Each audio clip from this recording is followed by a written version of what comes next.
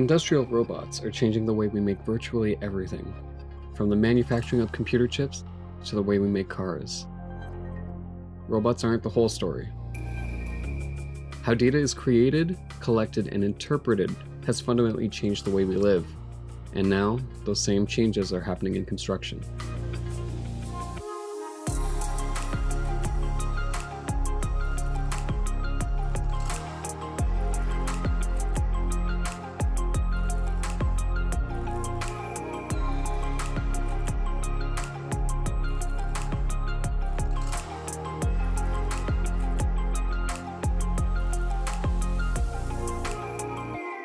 No longer relying on pen and paper, designers use computational tools that let them manage larger sets of information about their designs.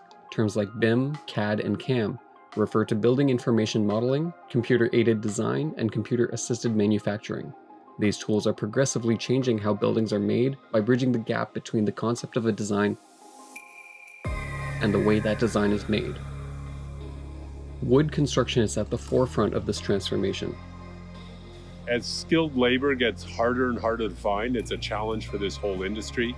And as we want to build more precise buildings that function better, that work better, that meet energy codes, we've got to build at a precision level that's hard to do with a skill saw and a nail gun on a site when it's raining. If the steel columns, the metal what holds these posts, they can be turned then exactly to the diameter. And then we can guarantee then it will fit. And all this time you take then to make it fit is just gone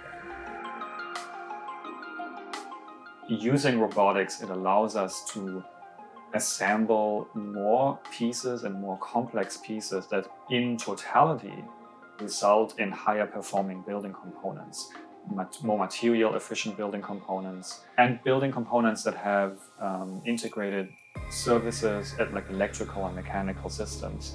If you were to do that in a manual assembly process, it would take too long, it would be too complex. You just wouldn't do that kind of assembly process.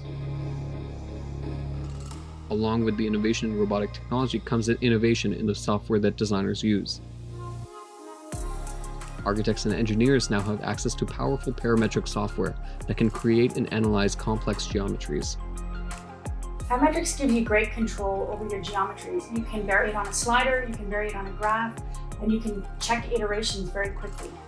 When parametrics gives you great control over the geometry, the next challenge is moving it into construction, because you need the accuracy in construction to be the same as the accuracy in the geometry that you have when you design. In Canada, universities, industry leaders, and innovators are working together to create new products, new businesses, and new design strategies that will transform the way we build. At the Centre for Advanced Wood Processing in Vancouver, researchers from the University of British Columbia and the University of Waterloo are working with Intelligent City, a local leader in mass timber construction, to make robotic fabrication more accessible. If you're, for instance, in arts, or if you are in design, or you're in timber, and that's not part of what your job is, what your research is, getting access to that is not so easy. The time in the machine is generally already committed for something else. Working with students, wood experts, designers, and builders, they create innovative wood structures that test the limits of robotics. What does it take to connect that geometry to the computational workflow, to the manufacturing, to the assembly, and in many cases in our workshop to actually the building? There's a difference between what can be designed on paper or in software and what can actually be manufactured. The mandate of the Center for Advanced Wood Processing is to support research initiatives within the wood science department and to also support industry with training initiatives. There are wood experts that really understand how wood behaves. Sometimes what we're trying to do is work with the designers on kind of pushing those limits. In order for robotic fabrication to be fully embraced, we need much more vertical integration in the architecture, engineering, and construction industry. Manufacturing, prefabrication, and construction need to be seen not as a mere consequence of design, but as part of the design process. And we need to ask questions as to what we can prefabricate and what we can construct very early on in the design process. in the workshop, we started by setting sort of a general framework of parameters. And we're looking at very free-form geometries, very curvy and expressive geometries, but it's very much the same as if we were to be designing a house. Let's say we have a house that is 4 meters wide by 8 meters long.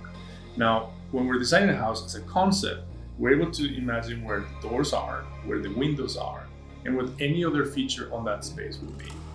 Now, what's really cool about this computational process is that we can manipulate, and if I change that house and it's not 8 by 10 meters, all of those elements are also correlated to that, so they will adjust. So if my door needs to be in the center and I change the length, that door will move and align itself with the kind of center of that house. Now, normally this is something that we do in design, and it's called associative design, parametric design. But here we're also connecting that to the manufacturing. So we can take that wall digitally and put it flat in a way that then can be manufactured. Intricate details about the construction of joints or the way parts are assembled are directly translated into robot code. This code is simple. Working in Cartesian coordinates, 3 numbers define the position in space and 3 numbers define the angle of rotation. The robot then simply moves from one defined point to another. Not only are we able to then generate the geometry and the toolpaths that the robot or the machine needs to be able to cut and process that, but we also have the information on how that wall is connected to every other wall in the house or the roof. Although this might seem simple, the direct connection between design geometry and fabrication data is what gives robotics its unique edge. What is being designed up front is not necessarily being informed by what can be fabricated and what can be constructed. And so that's what really becomes a consequence of the design. And so sometimes architects and engineers overestimate what can be constructed, and sometimes they underestimate it. And so they try to rationalize and simplify designs, even though they wouldn't need to.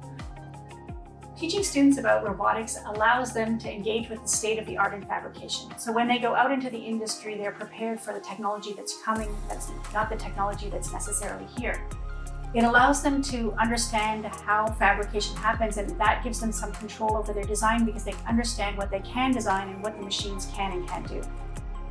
We look at sort of the very specific computational design workflow, where we take the definition, we take the design that we had, we take the computational workflow, and we have each student operate the robot and understand not only how to manipulate it in just X, Y, and Z coordinates, but then how to also input code, how to run a program, and what I call also babysitting the robot, which means actually having control during the fabrication process to make any adjustments on speed as the process is being cut, as the pieces are being built.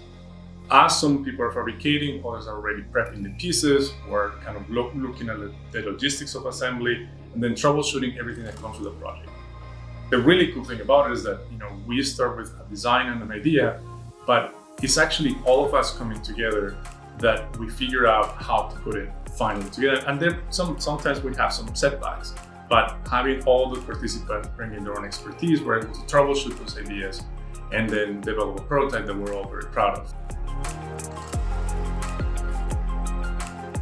We need to explore what is possible, and in order to best do that, universities and research institutions are required to experiment without having the need to immediately implement these technologies.